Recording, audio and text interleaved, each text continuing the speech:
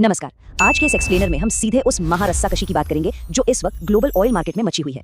एक तरफ कच्चे तेल की कीमतें नीचे खींची जा रही हैं, तो दूसरी तरफ कुछ ताकतें इन्हें पूरी जोर से ऊपर धकेल रही हैं। और देखिए, कच्चा तेल कोई आम चीज तो है नहीं, कारखानों से लेकर इंटरनेशनल ट्रांसपोर्ट तक सब कुछ इसी पर टिका है।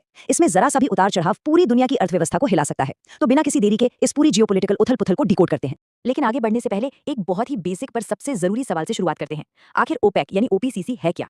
ओपेक का मतलब है organisation of the petroleum exporting countries. इसे दुनिया के तेल बाजार का मास्टर कंट्रोल रूम मान सकते हैं। जब ये देशों का गुट मिलकर तय करता है कि तेल का उत्पादन कम करना है, तो दुनिया भर में तेल की कीमतें रातों रात आसमान छूने लगती हैं। और जब ये उत्पादन बढ़ाते हैं तो कीमतों में नरमी आ जाती है। मतलब ग्लोबल मार्केट में सप्लाई और कीमतों का बैलेंस बनाए रखने की सबसे बड़ी चाबी इन्हीं के पास है।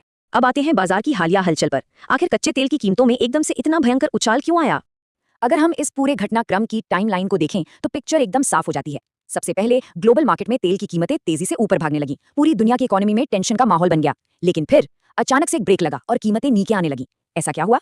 ऐसा हुआ यूएसए का ओपेक से बाहर निकलने का बड़ा फैसला। इस एक ऐतिहासिक कदम ने पूरे बाजार का समीकरण ही पलट कर रख दिया। यूएई कोई छोटा मोटा खिलाड़ी तो है नहीं।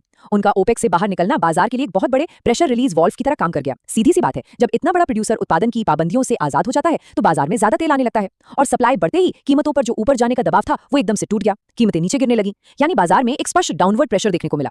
लेकिन ग्लोबल इकोनॉमी में कोई भी राहत इतनी आसानी से लंबे समय तक नहीं दिखती। एक तरफ कीमतें गिर रही थी और दूसरी तरफ एक नई और खतरनाक समस्या खड़ी हो गई। ईरान से जुड़ा हुआ बढ़ता संघर्ष।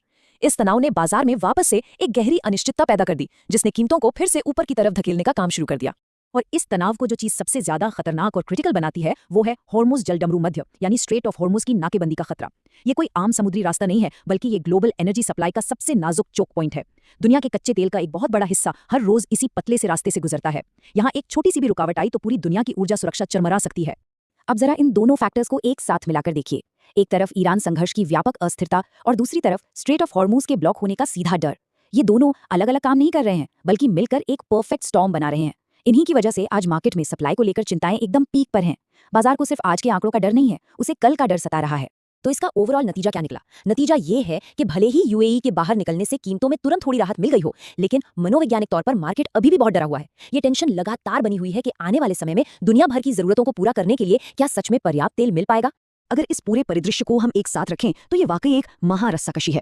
एक तरफ है भारी डाउनवर्ड प्रेशर, जहां यूएई के ओपेक से निकलने के कारण सप्लाई बढ़ रही है और कीमतें नीचे जा रही हैं। और ठीक उसके सामने है अपवर्ड कंसर्न्स, जहां ईरान और हॉर्मुज के डर से कीमतें ऊपर की तरफ खिंच रही हैं।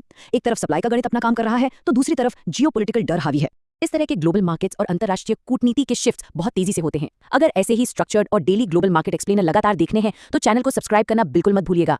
इससे ये सुनिश्चित होगा कि दुनिया की अर्थव्यवस्था को प्रभावित करने वाले इन अहम घटनाक्रमों की हर गहरी जानकारी बिना रुके सीधे आप तक पहुंचती रहे। और अंत में एक बहुत ही अहम और सोचने पर मजबूर करने वाला सवाल छोड़कर चलते हैं। इस विशाल रस्साकशी में आखिर जीत किसकी होगी? क्या यूएई के बाहर निकलने से आई ये नरमी और सप्लाई बाजार पर हावी रहेगी, या फिर हॉर्मुज की नाकेबंदी और ईरान की अस्थिरता कीमतों को फिर से आसमान पर ले जाएगी? इसी सवाल के जवाब पर पूरी दुनिया की अर्थव्यवस्था का अगला रुख टिका है। आज के इस एक्सप्लेनर से जुड़ने के लिए बहुत बहुत धन्यवाद।